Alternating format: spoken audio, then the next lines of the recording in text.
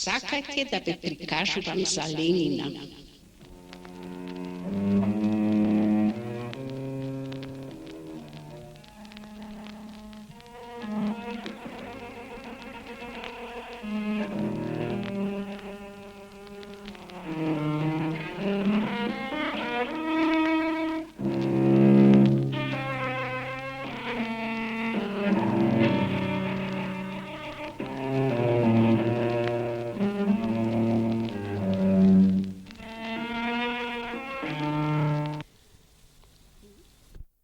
Како млада студенткиња на медицина во Берн, во Швајцарија, во куќа на брат мој, доктор Адам Етингер, први пат го видох Ленин.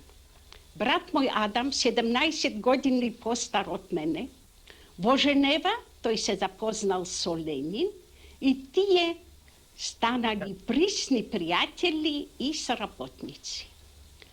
Брат мој се оженил со полкиња, доктор по философија, своја политичка едномишленица. Ленин и Плеханов секаја субота после пладње доаѓали од Женева во Берн за да држат предавање на студенти од славјанското порекло кои студирали во Берн. Со Плеханов обично доаѓала Љуба, Ида Акселрод и Мартов, а со Ленин, Троцки и многу ретко негова супруга Крупска. Тие предавања со дискусии обикновено се продолжавали до полноќ. И тога Ленин доаѓал кај нас во нашата куќа, где бил наш гост до понеделјак са бајле, кога се враќаше во Женева. Во неделја пред пладње, во куќа на наша, се собирали политички едномишленици. Тука се дискутирало на разни политички теми, а највеќе за работничкото прашање. Ленин бил на мишлење дека работничкото прашање може да реши само револуција, ама та револуција не може да биде во скоро време. Еднош, кога се говорило за експлоатација на работници од страна на работодател, јас сум бурно реагирала. И тога Ленин казал: види го маленки бунтовшчик.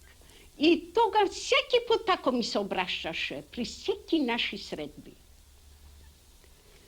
После пладње, по неделја, ако било кишовито време, Ленин и брат мој играли шах, дека двајцата били добри шахисти. А кога имало хубаво време, тога правили сме сите излети по прекрасната околија на Берн. Spremali сме бомбони, со кои Ленин полнише джепови, да би их делил попат на деца, со кои почвише да говори. Ленин был много скромен човек, имаше необикновена работоспособност и голема любов за човек. Особено го сакал децата и животни.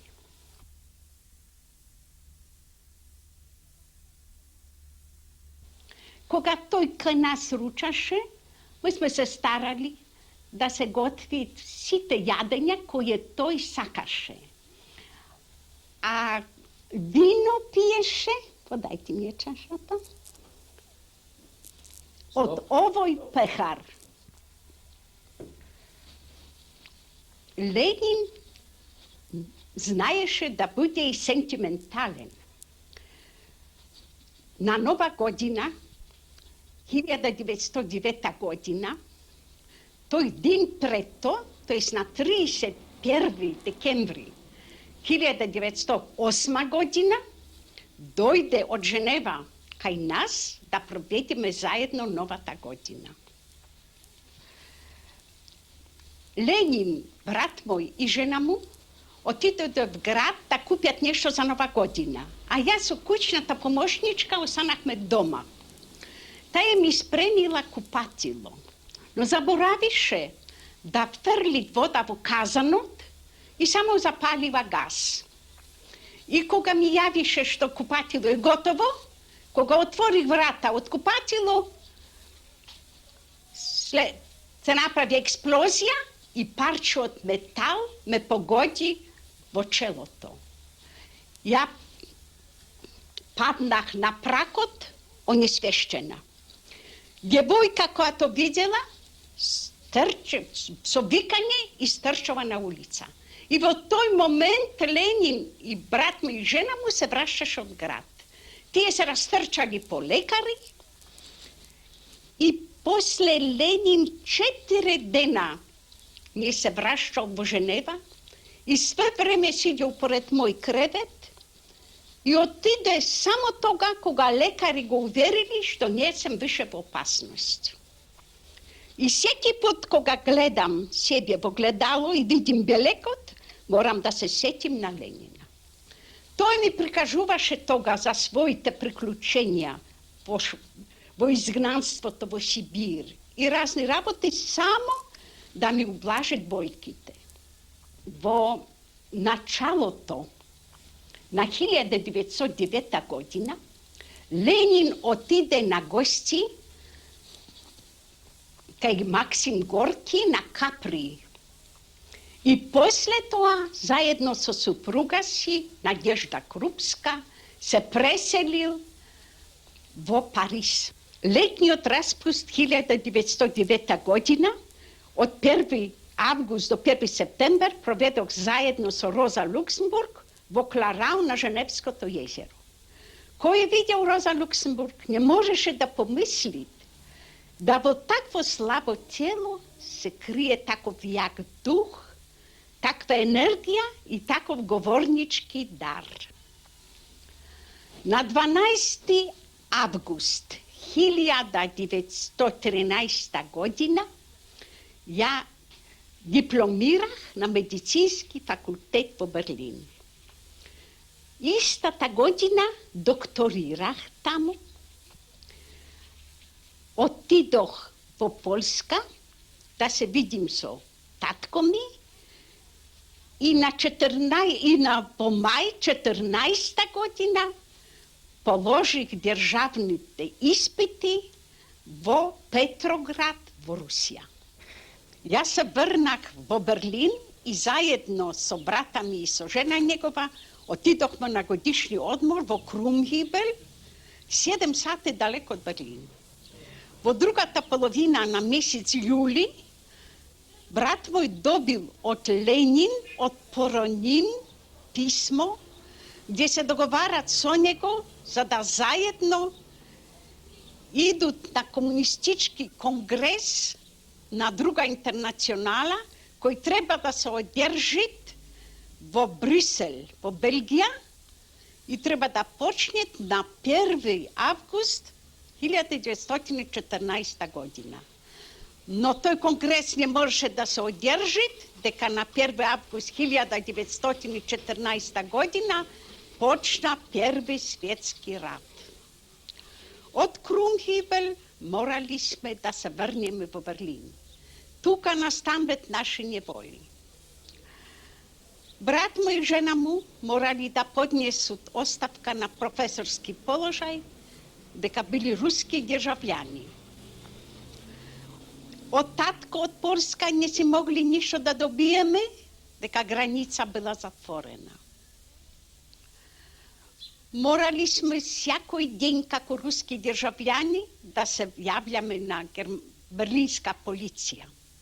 Руски цар Николај II во замена за својот кум генерал Цвет ослободил од заробljeništvo 3 германски генерали. Со тој услов да веднага генерал напусти Берлин и да дојде во Русија. Во први момент генерал се збунил и кажа да тој као болен не може да направи таков пат. Само би мог да путува за Русија ако би со него дошол негов лекар, тоест ја. Ја испочетка отказах ово. Но после 7 дена стално наваливање од страна на германските власти и на шпански посланик, попустих и реших да предузмем путување за Русија. И на 15 јануари 15 година со генерал Цвет отидох за Русија. Све време и патем, и во Берлин уште, све време ја му раскажувах на генералот за Ленин и за комунистичка партија. И кога сме наближаваме Петроград, тој ми кажеше со отчајање во глас: сега како ја ке живим, каже. Од руского генерала царского ви стевали комуниста. Ленин тога се наождаше во Поронин, во Галиција. Од Берлин имах со себе една мала сума пари, која се чинише 6 руски рубли. И за тие пари 2 недели живеех со чај и со хлеб. И после 2 недели добих место на лекар во 169-та војна болница. Тоа била болница за редови. Имаше 350 кревети и 6 лекари. Во јануар 1916 година во 169-та војна болница дојде уште еден лекар, тоа бил доктор Владимир Каваев, југословен, родом од Охрид. Во јануар истата година образована била една група од балкански комунисти большевики.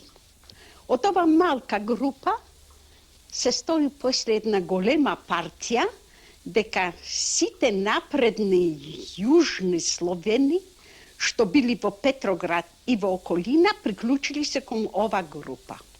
Во воздух осеќала се дека дојдо неки промени. И на 27 февруар 17 година избила февруарска револуција. На 3 април 17 година во Петроград пристигнал Ленин, свечено дочекан од работници и интелигенција на Финска железната станица.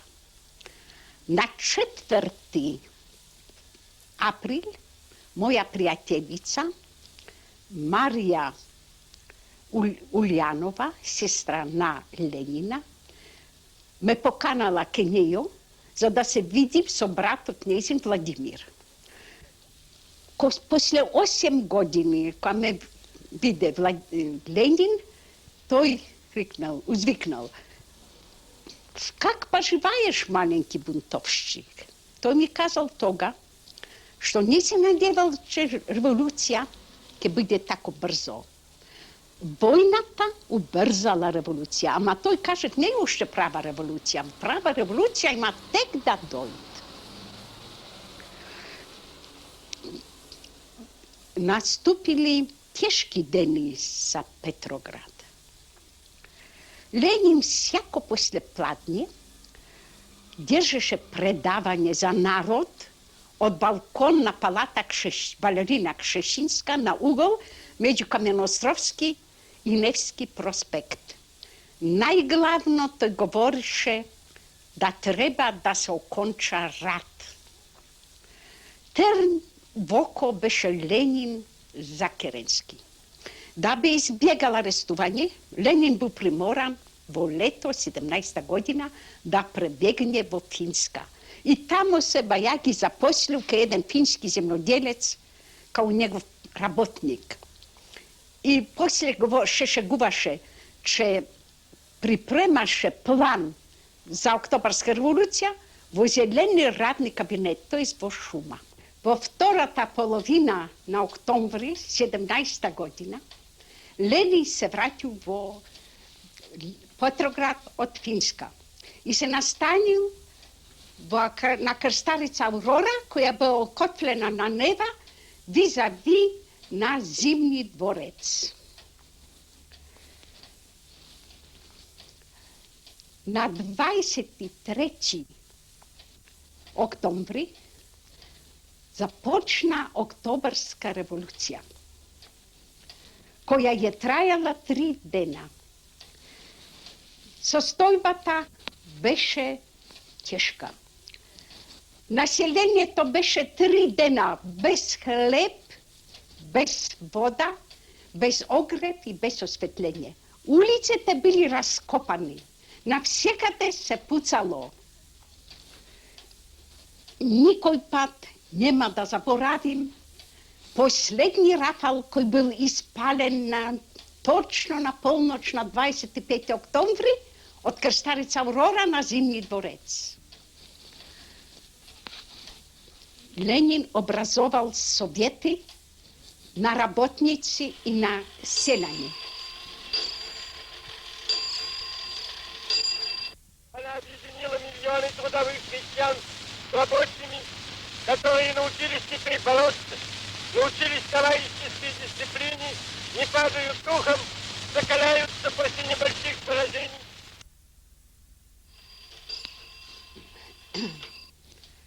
Младината во желба да раскрсти со свето старо, почела да унишчава споменици на улици. Еден ден, кога поминах по Каменостровски проспект, видох како од лицеи кои имали една од најбогатите библиотеки во Европа, излеви група младинци и носят хрпи книги и списања, ставлят на тротуар и запалват. Револтирана од трчак во Смолен институт при Ленин, а имах право секој пат кај него да идем, кога била потреба. И му расказах ово. Тој веднага по телефон повикал го Луначарски, ја повторих то видено на Луначарски и Ленин тога казал: "Ме не сме вандали, ме треба да будем носители на култура. Такви ексцеси не смеют више да се повторят." Во јануар 18 година ја се верих за доктор Владимир Каваев. А во февруар тој беше назначен за политички комесар на Централни исполнителни комитет. На 14 јануар 1919 година ја се венчах со доктор Владимир Каваев и станах југословенска државјанка, македонка. Ленин ми честитал од Москва венчање. Доктор Владимир Каваев назначен был за шеф на санитет на Северна комуна и околия, на Петроград и околия, а я за него помощник. През день я и мой мъж лечили сме и болни и ранени войници от фронт. Morali sme za kratko vreme da organiziramo 30 letući odredi na front i 8 sanitetskih punktovi po site rajone na Leningrad. Petrograd se oslobodio. U proleće 1920 godine građanski rat u Rusiji je prestana.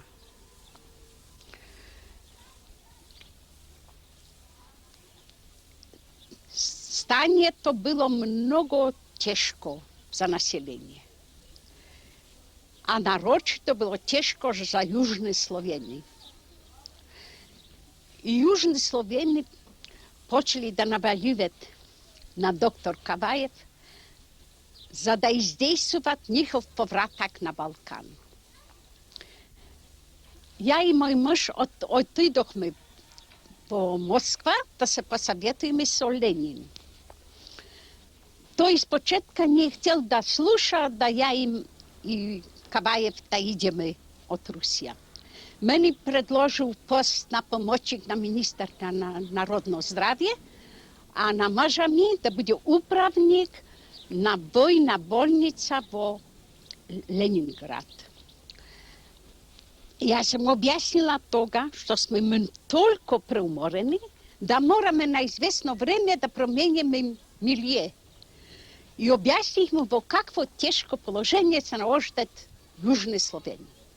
Toda to nas uputil kaj Čičerin, ministar na inostrane poslove, da so njego da rešimo pitanje kako možemo da napustimo blokirana Sovjetska Rusija.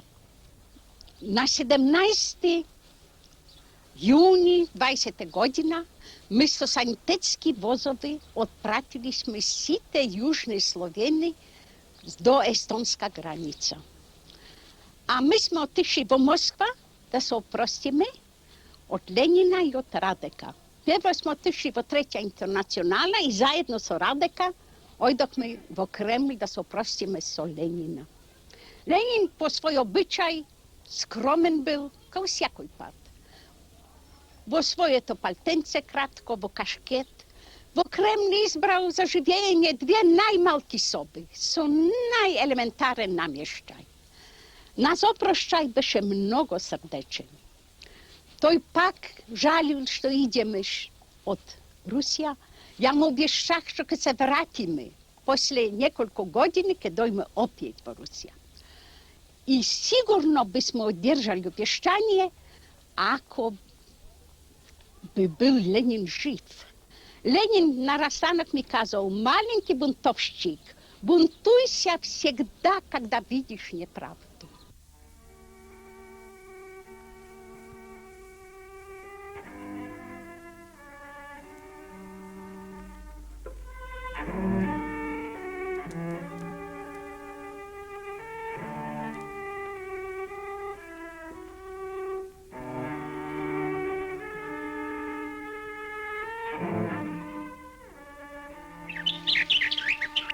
Na 20. juni 20. godina mi smo napustili Leningrad srdečno i toplo ispratjeni na železnička stanica od predstavnici na vlasti. Otidohme v Berlin na specijalizacija možda za hirurgija, a ja za pediatrija. I tek na 5. juni 21. godina imali smo sredba v Berlin so Carnegieva ekspedicija koja viknal na pomoć od Amerika Lenin, pošto v Rusija vladeješe glad. Ova Carnegieva ekspedicija na čelo so Miss Beb nosila za Rusija hrana, stručnjaci, lekovi. I Miss Beb dojde kaj nas v Berlin da neki savjeti da zemite od Mažami, koji byl dobar poznavalac na Rusija i na ruskite priliki. Tek vo 1923. godina dojdohme sa Maža vo Jugoslavija. Prvo smo se nastanili vo Struga, той беше избран за predsjednik opštine i mnogo napravil za Struga, koja беше toga vo jedno očajno položenje. Vo 1927. godina mi smo se preselili od Struga za Ohrid. 11. juli 1931. godina muž mi vo Zagreb umrel, a ja so mala kerka ostanak v Ohrid. Za sve vremena prebivanje naše vo Struga i v Ohrid, mi na pouzdani krug na ljudi smo im raspravljali za Lenina, za Oktobarska revolucija i na svjetski značaj na taja revolucija.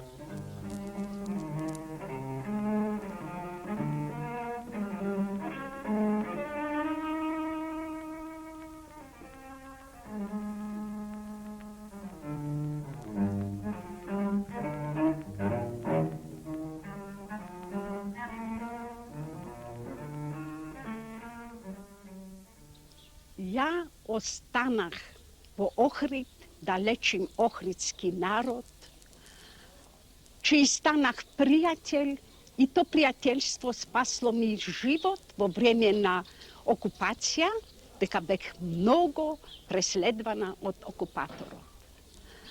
Ljubav moja posvetih na djeca, deka se sjećam kako Lenin isakal djecata i životnite.